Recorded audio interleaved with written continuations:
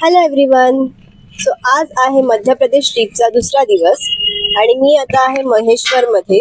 आणि आजच्या व्लॉगमध्ये मी तुम्हाला घडवणार आहे मध्य प्रदेशमधल्या 2 ऐतिहासिक ठिकाणांची सफर. आता आपण जातोय मंडूला आणि नेक्स्ट डेस्टिनेशन असणार आहे आपलं महेश्वर. चला तर मग भटकंतीला सुरुवात करूया.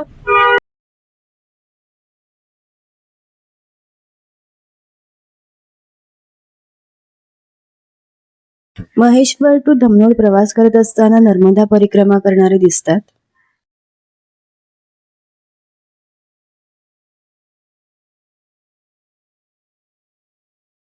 हे निमाड फॅमिली रेस्टॉरंट आहे. इथे नाश्ता करण्यासाठी थांबलोय. नाश्त्याला वडे, समोसा, कचोरी आणि पोहे आहेत. आम्ही पोहे आणि कचोरी घेतलीये. पोह्यांवर छान असं शेव आणि कांदा टाकून दिलाय. कचोरी क्रश केलीये, त्यावर हिरवी चटणी, लाल चटणी, दही आणि शेव टाकलेत.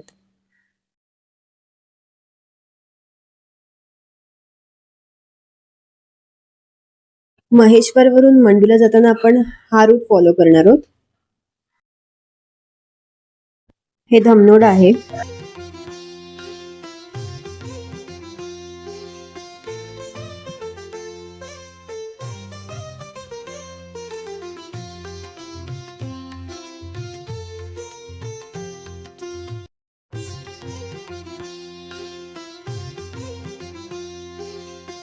हा वरचा जो हायवे आहे तो मुंबई आग्रा हायवे आहे.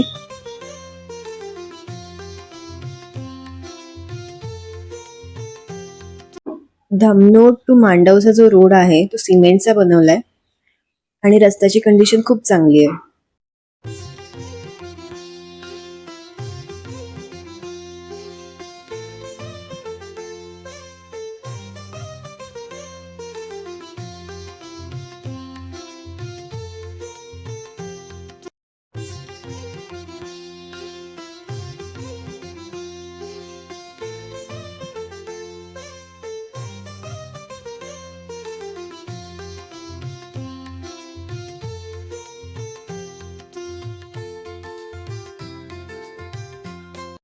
समोर जो डोंगर दिसतोय तो विंध्याचल पर्वतरांगेचा एक भाग आहे आणि त्याच विंध्याचल पर्वतावर मांडू वसलेलं आहे. मांडू हे पश्चिम मध्य प्रदेश मधल्या मालवा क्षेत्रातील धार जिल्ह्यात आहे. मांडूला मांडवगड किंवा मांडव या नावाने देखील ओळखलं जातं. या शहराला ऐतिहासिक आणि धार्मिक पार्श्वभूमी आहे. तसंच बाज बहादूर आणि राणी रूपमतीच्या प्रेमाची एक सोनेरी किनार देखील याला लाभलेली आहे.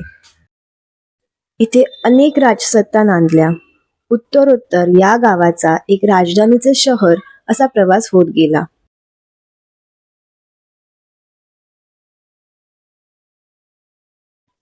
असं म्हटलं जातं 6व्या शतकात मुंजादेव नावाच्या व्यक्तीने मांडूची स्थापना केली. त्यानंतर 8व्या ते 13व्या शतकात हा भाग परमार वंशीयांच्या अधिपत्याखाली होता. 1401 मध्ये माळव्याच्या घोरी घराण्यातील पहिला सुलतान दिलावर खान याने आपली राजधानी धार येथून हलवून मांडवगड येथे नेली. दुसरा सुलतान होशांग शाह याने येथील प्रमुख वास्तू बांधविल्या व त्याच्या अंतर्गत हे शहर शिखरावर पोहोचले. मांडूवर हुमायून, सुरचा शेरशाह, अकबर आणि इतरांच्या विजयाचा आणि विलिनीकरणाचा काळ होता. मराठ्यांनी 1732 मध्ये मांडू ताब्यात घेतला व त्यानंतर तो धारच्या पवारांच्या प्रदेशाचा भाग राहिला.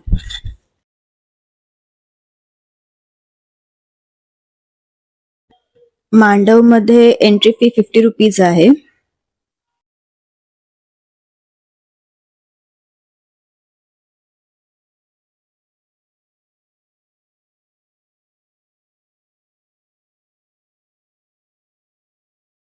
सुरुवातीला आपण रूपमती पॅव्हिलियनला भेट देणार आहोत आणि इथे प्रत्येकी 25 रुपये आहेत.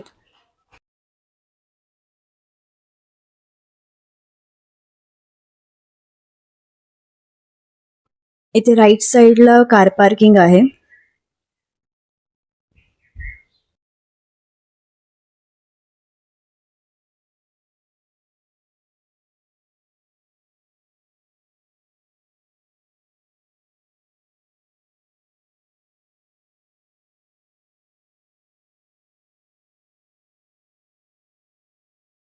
हे जे फळ आहे त्याला मंडू इमली असं म्हणतात.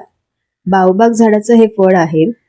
इतिहासामध्ये असा उल्लेख आहे की 14व्या शतकाच्या आसपास बावबाग झाडाचं बियाणं हे अफगाण शासक किंवा अरब व्यापाऱ्यांतर्फे मंडूमध्ये आणलं गेलं.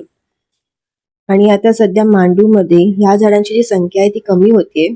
त्यामुळे मध्य प्रदेश राज्य सरकार त्यांच्या संरक्षणासाठी प्रयत्न करते.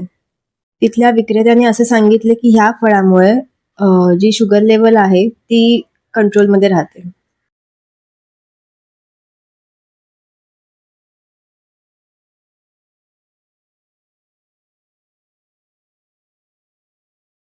हा आहे रूपमती पॅव्हिलियन म्हणजेच रूपमती मंडप.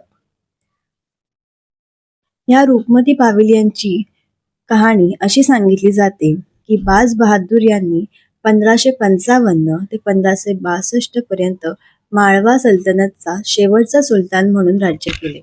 बाज बहादूरची गाठभेट राणी रूपमतीशी झाली. राणी रूपमती माळव्यातील हिंदू राजपूत गायिका होती. अतिशय सुंदर आणि मधुर आवाजाने ती आशीर्वादित होती. तिच्या गायकीने आणि सौंदर्याने संगीताची आवड असलेल्या बाज बहादूरला आकर्षित केले. त्याने रूपमतीला त्याच्याबरोबर त्याच्या राजधानी देण्याची विनंती केली. परंतु रूपमतीने एक अट ठेवली. मी नर्मदा नदीचंच दर्शन घेऊन अन्नपाणी ग्रहण करते. जर नर्मदेचं दर्शन मला होणार असेल तरच मी येईन. अशा प्रकारे बाज बहादूरने राणी रूपमतीची अट मान्य केली व राणी रूपमती मंडूमध्ये आली. वरती जाण्यासाठी हा जो स्टेअरकेसचा रूट आहे तो शॉर्टकट आहे.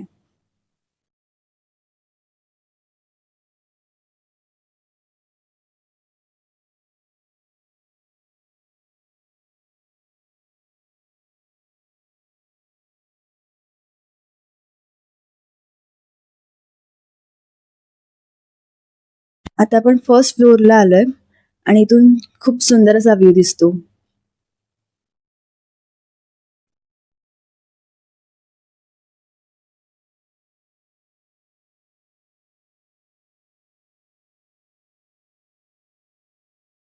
आपण वरती येताना स्टेअरकेसने आलो, पण दुसरा रूट वरती यायला जो समोर रोड दिसतोय ना, इथून सुद्धा आपण वरती येऊ शकतो.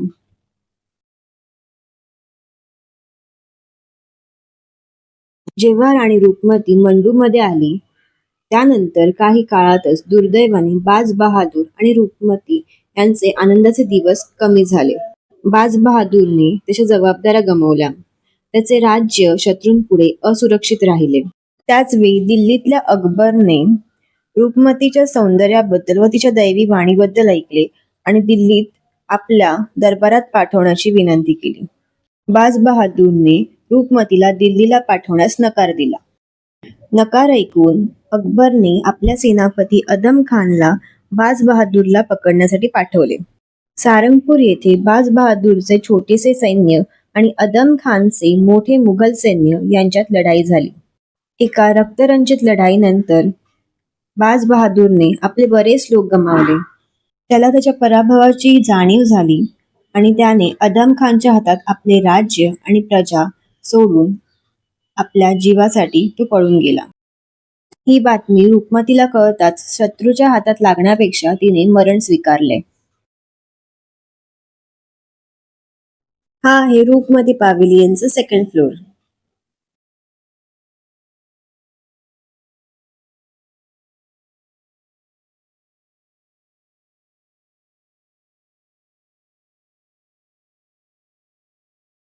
हा जो दुसरा मजला आहे तो पूर्वीच्या काळी सैनिक चौकी म्हणून वापरात होता.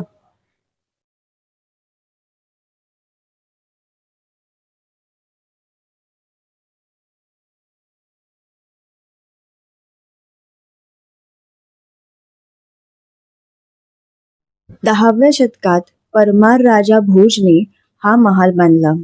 याचा उपयोग सुरक्षेसाठी केला जाईल. हा महाल इतक्या उंचावर आहे की इथून लांब पर्यंतच्या भागात नजर ठेवली जाऊ शकते.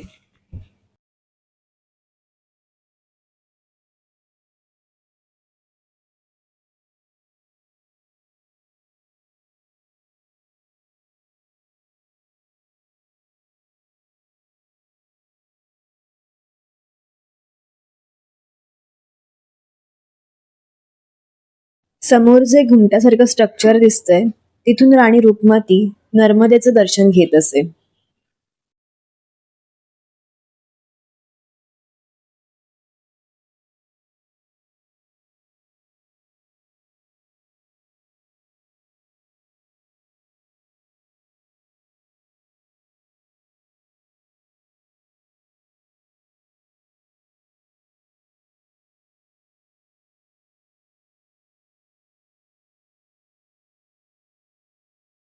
आपण आता ह्या रस्त्याने खाली जाणार आहोत.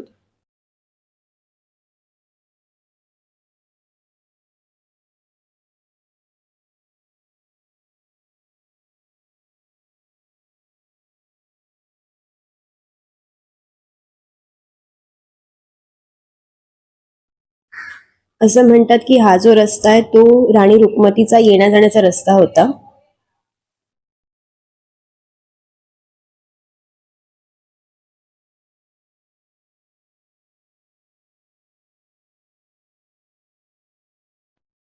हा पॅसेज खूप छोटा आहे आणि इथे व्हेंटिलेशनसाठी असे झरोके आहेत, सूर्यप्रकाश आणि हवा येण्यासाठी.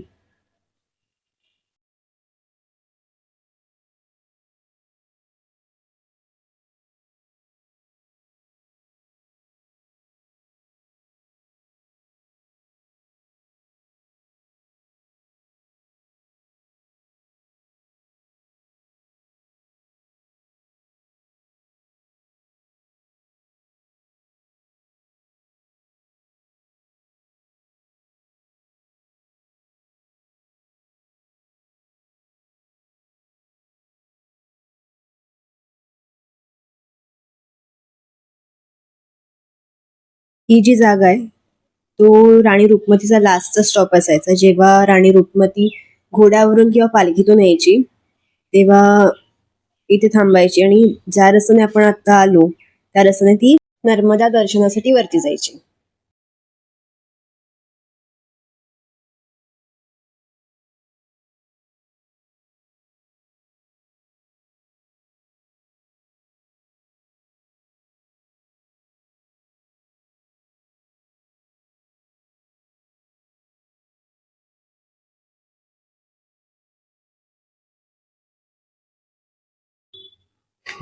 हा वॉटर टँक आहे.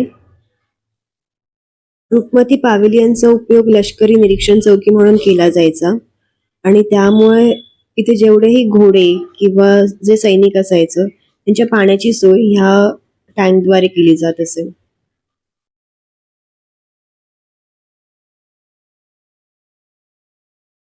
रुक्मती पॅव्हिलियनच्या पायथ्याशी हे रेवाकुंड आहे.